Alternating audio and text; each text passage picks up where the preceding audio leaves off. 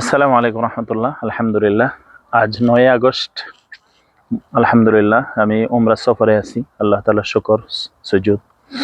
তো ইতিমধ্যে এখন রাত প্রায় 11টার উপরে বাজে সৌদি টাইম।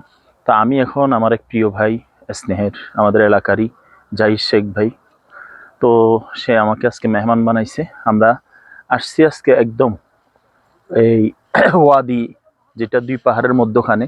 এই যে আপনারা দেখতেছেন লাইট জ্বলতেছে খেজুর গাছের ওই পাশে, এটা হলো ওহদ পাহাড়। আল্লাহ রসুল সাল্লাল্লাহু আলাইহি ওয়াসাল্লাম যার ব্যাপারে বলছেন, এই ওহদ পাহাড় আমাদেরকে ভালোবাসে, আমরা ওহদ পাহাড়কে ভালোবাসি। ওই পাহাড়টা দেখলে রাসূলুল্লাহ সাল্লাল্লাহু আলাইহি ওয়াসাল্লাম খুশি হয়ে যাইতেন। সুবহানাল্লাহ। এবং এই ওহদ পাহাড়ের সাথেই জঙ্গে ওহদ সংগঠিত হয়েছে, যে ওহদের যুদ্ধে 70 জন সাহাবী শহীদ হয়েছেন, হামজা রাদিয়াল্লাহু তাআলা আনহু সহ অনেকে। তো এই উহুদের পাশেই আজকে এই ওয়াদিউল কানাতে আসছি। কানাত না এটা? ওয়াদিউল কানাত, যেখানে আপনারা বিভিন্ন ভিডিওতে দেখে থাকেন, খুব সুন্দর পরিচ্ছন্ন পানি। এখানে বসে আমরা আজকে রাত্রে ডিনার সারছি। আলহামদুলিল্লাহ, ভাই সবাই আমাকে মেহমান বানাইছিলেন। আলহামদুলিল্লাহ, এটা একটা সুন্দর, আর এটা মদিনার চতুর্দিক থেকে এই ওয়াদিটা আসতেছে, স্বচ্ছ পানি, এবং এটা জান্নাতের একটা এই নদীর সাথে সম্পৃক্ত হচ্ছে। আলহামদুলিল্লাহ, আল্লাহ তাআলা শুকর। এই পরিবেশ, এখানে ওহদ পাহাড়, আল্লাহ সাল্লাল্লাহু ওহদ পাহাড় দেখলে খুশি হয়ে যেতেন।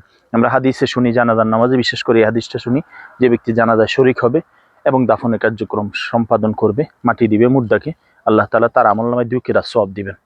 আর ওয়াল কিরাতু মিসলু ওহদ, আর কিরাত হলো ওহদ পাহাড় পরিমাণ। ওহদ পাহাড়টা এই ভাই আমাকে জানালেন, জাহিদ ভাই, প্রায় 10 কিলোমিটার লম্বা এবং চৌড়া প্রায় 4 কিলোমিটার উপরে। তো মোটামুটি বিশাল এক পাহাড়। এটা মদিনার পাদদেশেই অবস্থিত। এর পাশেই হলো ওয়াদিউল কানাত। আলহামদুলিল্লাহ, আজকে আসলাম।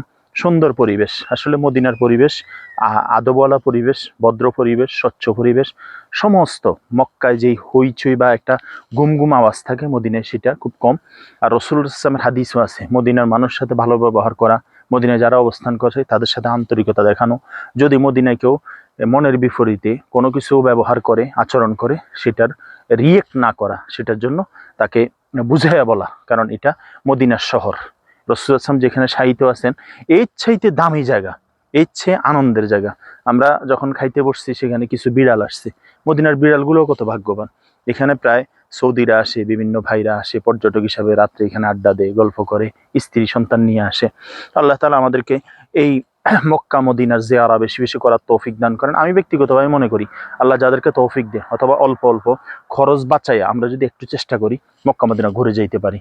এবং একটা মানুষের সবচেয়ে সফরের জায়গা, আনন্দের জায়গা, খুশির জায়গা, এবং সে সবচেয়ে, যে সফরটা তার জীবনকে পরিবর্তন করে দিবে, তার ইবাদতকে পরিবর্তন করে দিবে, তাকে আল্লাহমুখী করে দিবে, তাকে রাসূল সাল্লাল্লাহু আলাইহি ওয়াসাল্লামের ভালোবাসায় সিক্ত করবে, সেই সফরটা হলো মক্কা মদিনার সফর। তো আমি চেষ্টা করি, আল্লাহ তাআলা আমাকে নিয়ে আসছেন, আমি আমাদের জায়গা থেকে চেষ্টা করি, আমরা আমাদের জায়গা থেকে চেষ্টা করি নিজে পরিবার সহ মক্কা মদিনা আসার। আল্লাহ তাআলা আমাকে আমাদের সবাইকে তৌফিক দান করেন। এবং ওহদ পাহাড় দেখা, এই ওয়াদিউল কানাত থেকে নিয়ে, এইখানে আছে মসজিদে কুবা, মসজিদে কিবলাতাইন, আছে জঙ্গে তবুক, আছে খন্দক সহ হাজারো স্মৃতি বিজড়িত, যেটার সাথে রাসূল সাল্লাল্লাহু আলাইহি ওয়াসাল্লামের কোথাও না কোনো কথা, কোনো পায়ের ছাপ, অথবা কোনো না কোনো স্মৃতি জড়িত। আল্লাহ তাআলা আমাকে আমাদের সবাইকে দ্বীনের উপরে অটল অবিচল থাকার তৌফিক দান করেন। আল্লাহ তাআলা আমাদেরকে রাসূল সাল্লাল্লাহু আলাইহি ওয়াসাল্লামের প্রতিটা ভালোবাসার চিহ্নকে আমাদেরকে ভালোবাসার, রাসূল সাল্লাল্লাহু আলাইহি ওয়াসাল্লামের তরিকা অনুযায়ী জীবন যাপন করার তৌফিক দান করেন। সবাই ভালো থাকবেন, সবার জন্য দোয়া করি। মুসাফির হালতে আছি।